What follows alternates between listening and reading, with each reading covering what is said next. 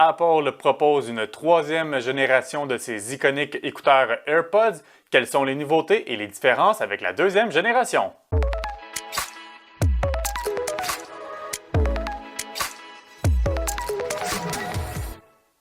C'est un produit qui est quasi aussi populaire, voire peut-être plus populaire quasiment que les iPhones, hein, les fameux écouteurs AirPods, ces petits écouteurs blancs que beaucoup de gens se procurent.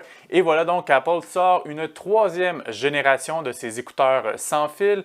Quelles sont donc ces nouveautés qu'on retrouve dans cette troisième génération et quelles sont donc les différences avec la deuxième génération? Bon, d'abord, le design, il faut bien se distinguer comparativement aux deuxièmes générations. Donc, un design qui a été revu. La tige, elle est un petit peu plus courte, donc elle a été raccourcie. Et également, l'écouteur carrément a une forme plus profilé pour pouvoir mieux épouser les courbes de notre oreille. Mais la principale nouveauté et la grande distinction avec la deuxième génération, c'est l'ajout de la fonction de l'audio spatial, fonction que l'on retrouvait jusqu'ici dans les AirPods Pro et les AirPods Max, qui est essentiellement une espèce de fonctionnalité qui nous permet de créer une espèce de bulle sonore autour de nous, donc dans nos oreilles, et donc qui va orienter le son selon les mouvements que l'on fait. C'est un peu difficile à décrire, mais c'est particulièrement plaisant, c'est particulièrement cool lorsqu'on écoute par exemple des séries ou des films ou quoi que ce soit. C'est vraiment plaisant.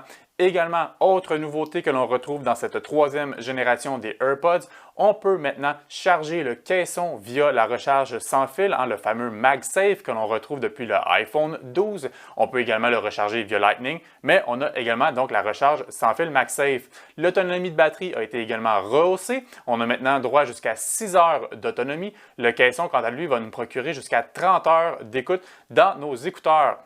Enfin, l'autre nouveauté, c'est que ces AirPods troisième génération sont résistants à l'eau et à la sueur. Cependant, faites attention, c'est un indice IPX4, donc c'est une résistance aux éclaboussures d'eau. Commencez pas à aller vouloir faire une saucette avec ceux-ci, il ne faut pas les submerger. Donc c'est vraiment pratique, notamment par exemple lorsqu'on s'entraîne ou qu'on sort à l'extérieur sous la pluie, mais on ne peut pas se piquer une petite baignade avec nos AirPods dans les oreilles. Qu'en est-il du prix? Apple en demande 239 $, c'est 60 $ de plus que les AirPods deuxième génération et 90 $ de moins que les AirPods Pro. Quelle est la différence justement entre les AirPods troisième génération et les AirPods Pro?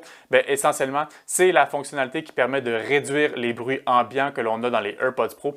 On ne l'a pas dans la troisième génération des AirPods. Il faut bien trouver une raison de pouvoir vendre les AirPods Pro. Si jamais vous voulez en apprendre plus sur cette troisième génération des écouteurs d'Apple, vous pourrez retrouver tous les détails et tous les liens plus bas dans la chronique.